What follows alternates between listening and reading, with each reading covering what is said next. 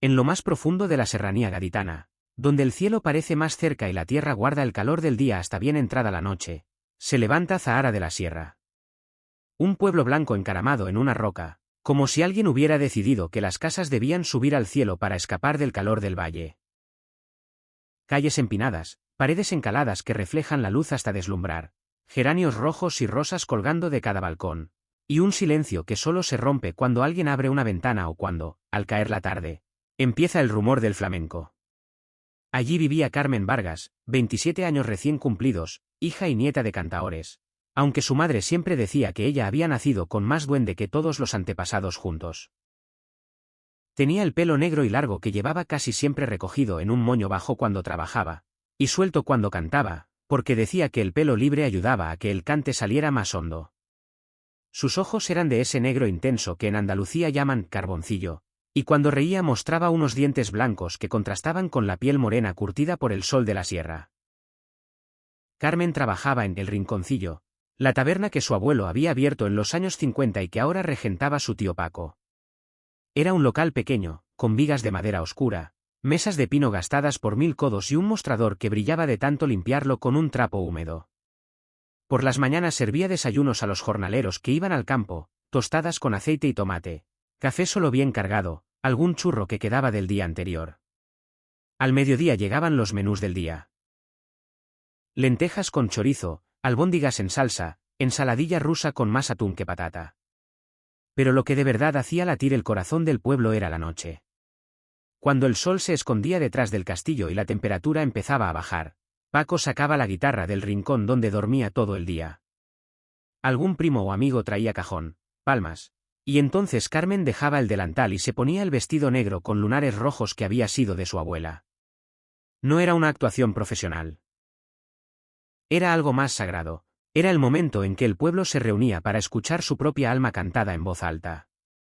Una tarde de finales de mayo, cuando el calor ya era pegajoso y el aire olía a tierra seca y a romero, llegó Mateo Soler.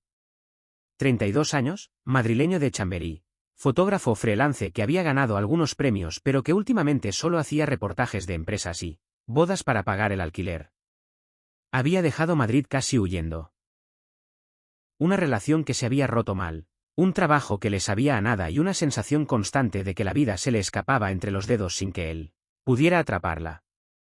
Llegó en un coche alquilado polvoriento, aparcó cerca de la plaza y entró en El Rinconcillo, porque era el primer sitio que vio con la puerta abierta.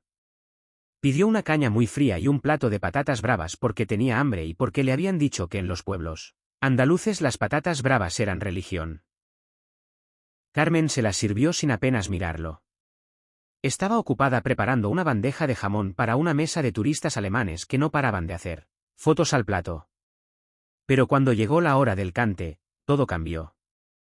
Paco rasgueó la guitarra con fuerza, las palmas empezaron a marcar el compás, y Carmen se colocó en el centro del pequeño espacio que quedaba entre las mesas. Cerró los ojos un instante, respiró hondo y soltó la primera ay.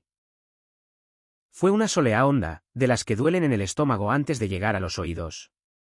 Cantaba sobre un amor que se fue por el camino de los pinos, sobre una madre que lloraba en silencio, sobre la pena que se lleva dentro y que solo sale cuando el duende te toca el hombro. Mateo, que había estado mirando el móvil, levantó la cabeza como si alguien le hubiera llamado por su nombre. No entendía la letra del todo, su andaluz era básico, pero sentía cada sílaba como un golpe en el pecho. Cuando Carmen terminó, con ese último lamento que parecía quedarse colgando en el aire, el silencio fue tan profundo que se escuchó el chisporroteo de la freidora en la cocina.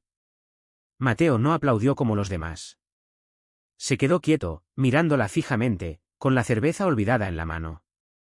Esa noche, cuando ya casi todos se habían ido y solo quedaban Paco limpiando vasos y dos viejos jugando al dominó, Mateo se acercó a la barra. «Perdona», empezó, con voz insegura. «Lo que has cantado antes. Nunca había sentido nada igual. Es como si me hubieras hablado directamente a mí».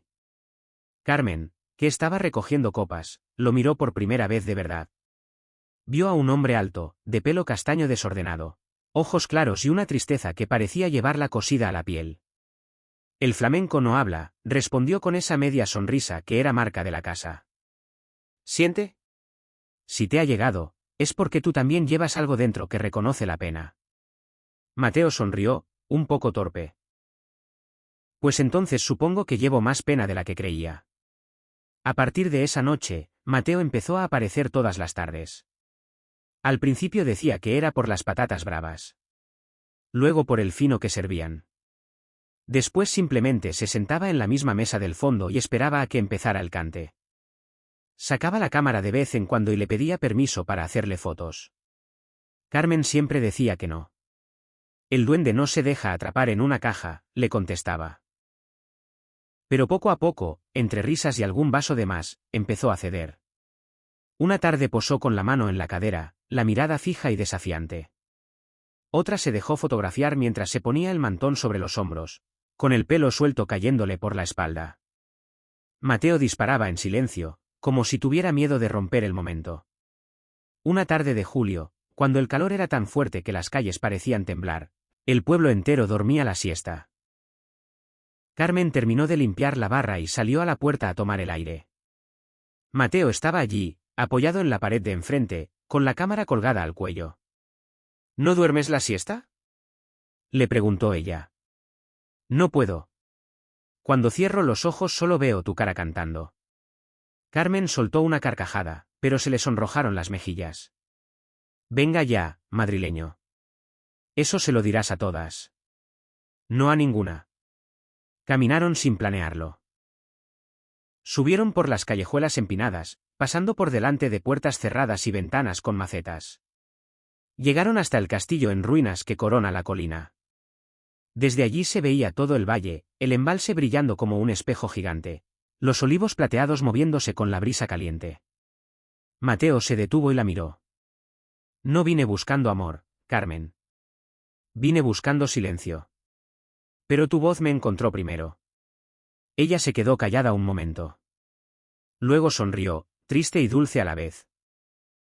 Y yo no buscaba a nadie que me entendiera.